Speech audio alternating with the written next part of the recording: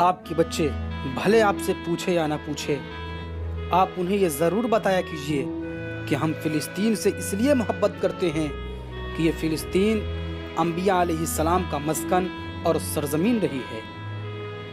ہم فلسطین سے اس لیے محبت کرتے ہیں کہ حضرت ابراہیم علیہ السلام نے فلسطین کی طرف ہجرت فرمائی۔ ہم فلسطین سے اس لیے محبت کرتے ہیں کہ اللہ تبارک و تعالیٰ نے حضرت لوط علیہ السلام کو اس عذاب سے نجات دی جو ان کی قوم پر اسی جگہ نازل ہوا تھا۔ ہم فلسطین سے اس لیے محبت کرتے ہیں کہ حضرت داؤد علیہ السلام نے اسی سرزمین پر سکونت رکھی اور یہیں پر اپنا ایک محراب بھی تعمیر فرمایا۔ ہم فلسطین سے اس لیے محبت کرتے ہیں کہ حضرت سلیمان علیہ السلام اسی ملک میں بیٹھ کر ساری دنیا پر حکومت فرمایا کرتے تھے۔ ہم فلسطین سے اس لیے محبت کرتے ہیں کہ چیونٹی کا وہ مشہور قصہ جس میں ایک چیونٹی نے اپنی باقی ساتھیوں سے کہا تھا، اے چیونٹیوں اپنے بیلوں میں گھس جاؤ، یہیں اس ملک میں واقع اسقلان شہر کی ایک وادی میں پیش آیا تھا جس کا نام بعد میں وادی النمل چیونٹیوں کی وادی رکھا گیا تھا۔ ہم فلسطین سے اس لیے محبت کرتے ہیں کہ حضرت زکریہ علیہ السلام کا محراب بھی اسی شہر میں ہے۔ ہم فلسطین سے اس لیے محبت کرتے ہیں کہ حضرت موسیٰ علیہ السلام نے اسی ملک کے بارے میں اپنے ساتھیوں سے کہا تھا کہ اس مقدس شہر میں داخل ہو جاؤ۔ انہوں نے اس شہر کو مقدس، اس شہر کے شرک سے پاک ہونے اور انبیاء علیہ السلام کا مسکن ہونے کی وجہ سے کہا تھا۔ ہم فلسطین سے اس لیے محبت کرتے ہیں کہ اس شہر میں کئی معجزات وقوع پذیر ہوئے جن میں ایک کنواری بی بی حضرت مریم رضی اللہ تعالی عنہا کے بطن سے حضرت عیسیٰ علیہ السلام کی ولادت مبارکہ بھی ہے۔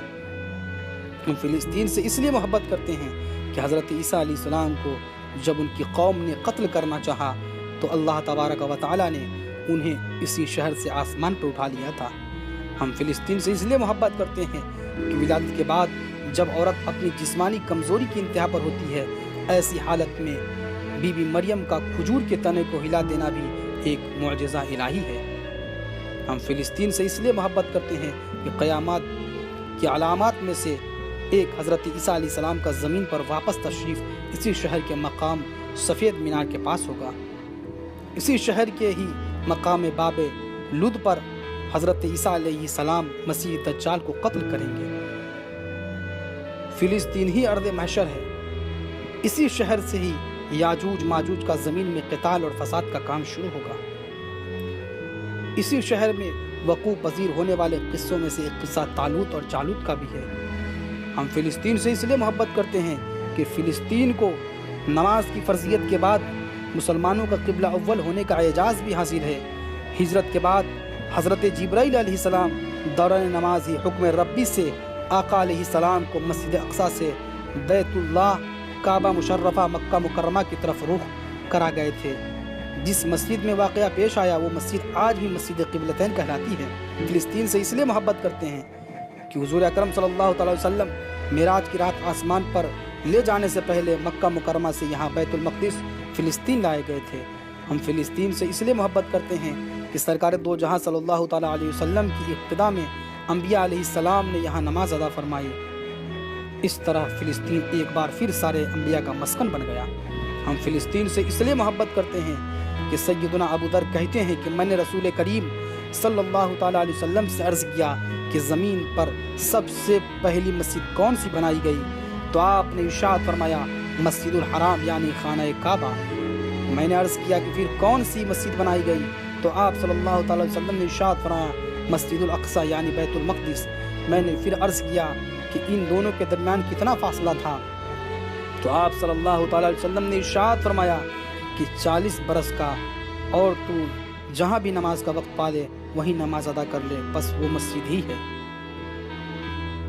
ہم فلسطین سے اس لیے محبت کرتے ہیں کہ وصال حبیبنا صلی اللہ تعالی وسلم کے بعد حضرت ابوبکر صدیق رضی اللہ تعالی عنہ کو ارتداد کے فتنہ اور دیگر کئی مشاکل سے نمٹنے کے لیے عسکری اور افرادی قوت کی اشد ضرورت کے باوجود بھی ارض شام فلسطین کی طرف آپ صلی اللہ تعالی وسلم کا تیار کردہ لشکر بھیجنا بھی ایک ناقابل فراموش حقیقت ہے۔ ہم فلسطین سے اس لیے محبت کرتے ہیں کہ اسلام کی سنہری دور فاروقی میں دنیا بھر کی فتوحات کو چھوڑ کر محض فلسطین کی فتح کے لیے خود سیدنا عمر کا چل کر جانا اور یہاں پر جا کر نماز ادا کرنا اس شہر کی عظمت کو اجاگر کرتا ہے۔ ہم فلسطین اس لیے محبت کرتے ہیں کہ دوسری بار بعین ہی معراج کی رات بروز جمعہ 27 رجب 583 ہجری کو سلطان صلاح الدین ایوبی کے ہاتھوں اس شہر کا دوبارہ فتح ہونا بھی ایک نشانی ہے۔ ہم فلسطین سے اس لیے محبت کرتے ہیں کہ بیت المقدس کا نام قدس قرآن سے پہلے تک ہوا کرتا تھا۔ قرآن نازل ہوا تو اس شہر کا نام مسجد اقصی رکھا گیا۔ قدس اس شہر کی تقدیس کی وجہ سے ہے جو اسے دوسرے شہروں سے ممتاز کرتی ہے۔ اس شہر کے حصول اور اسے رومیوں کی جبر و استبداد سے بچانے کے لیے 5000 سے زیادہ صحابہ کرام رضوان اللہ تعالی علیہم اجمعین نے جام شہادت نوش فرمایا ہے، اور شہادت کا باب آج تک بند نہیں ہوا ہے، سلسلہ ابھی تک چل رہا ہے۔ یہ شہر اس طرح شہیدوں کا شہر ہے۔ ہم فلسطین سے اس لیے محبت کرتے ہیں کہ مسجد اقصی اور بلاد شام کی اہمیت بالکل حرمین شریفین جیسی ہی ہے۔